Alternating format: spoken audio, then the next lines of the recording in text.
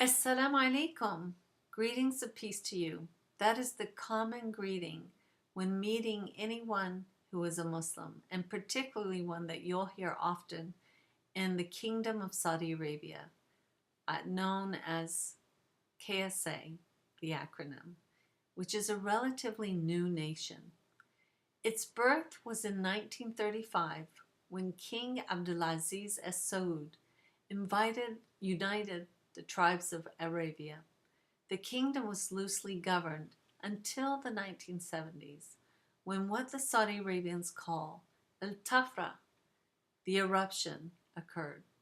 When oil prices rose so sharply to high levels and the kingdom became a major economic force with a rapidly modernizing private and public sectors.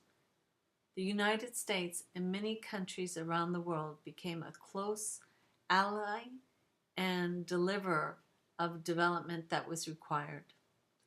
In addition to oil, Saudi Arabia being the largest exporter of oil in the world, religion also deeply influences Saudi society. Saudi Arabia is the birthplace of Islam and also where Mecca and Medina, two of the holiest sites for Muslims, are. 2 to 3 million pilgrims from all over the world come to the kingdom every year to perform a multi-day ritual known as Hajj, the holy pilgrimage. With a population of over 25 million, 60% are under the age of 20. 100,000 enter the job market every year. This requires job creation and foreign investment. The nation is growing and evolving based on these demographic realities, setting gradual reforms in the infrastructure of building and construction, agriculture, education, telecommunications, and transportation, just to name a few. Saudi Arabia remains both religiously conservative and modern throughout the kingdom, and particularly in the urban regions. You will find many businesses and restaurants that are from all over the world. In spite of its modernity, however, there is a strong belief that all occurrences in life, including business that emanates from the will of God, Allah in Arabic. A degree of fatalism, destiny, and acceptance are inherent in the Saudi characters. You'll typically hear Insha'Allah, which means if God wills, following any question or any statement of agreement or commitment to anything beyond the very moment.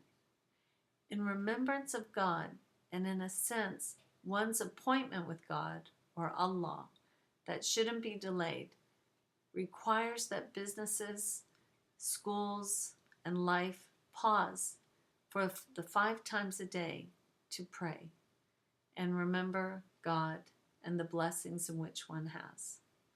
Alcohol is forbidden, women are not permitted to drive, and cinemas are banned. To succeed in the kingdom, it requires an understanding of these complexities and nuances and a commitment to the most critical skill for success in business there is going to be based on the established trusted relationships and reputation you make. It requires patience and necessity of engaging people over time at activities that are not strictly quote-unquote business. So what does that mean? Drinking tea or cardamom coffee, going out to dinners and other social activities, not seeming to be in a hurry to get down to business, and accepting Saudi hospitality with your counterpart will make all the difference. Too often, companies who focus on the bottom line, a quick turnaround, and a timeline leads only to frustration, missed opportunities, and prevents a positive return on your investment. Publicly, Saudis have a friendly yet formal attitude towards others. Over time, the relationship may develop into an informal personal or friendly business relationship. Business is just that. It's a relationship. It's not a transaction. Arabs don't do business with institutions, but with people. You will find elaborate social events in the homes or designated spaces, in restaurants or hotels. Saudis are gracious hosts.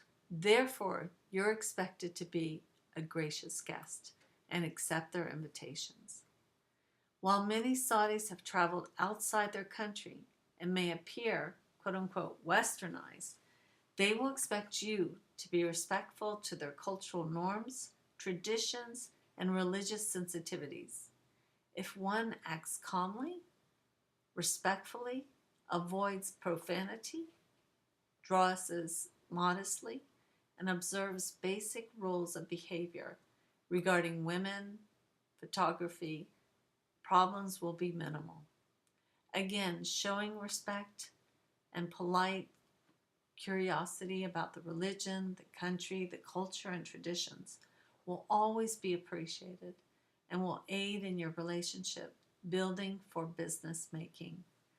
Always remember, though, with Saudi culture and really all cultures, diversity exists based on the individual, the family, the region, their socioeconomic status or class, education, gender, and generation. And this is a snapshot that serves as a general overview of the Saudi Arabians you will encounter.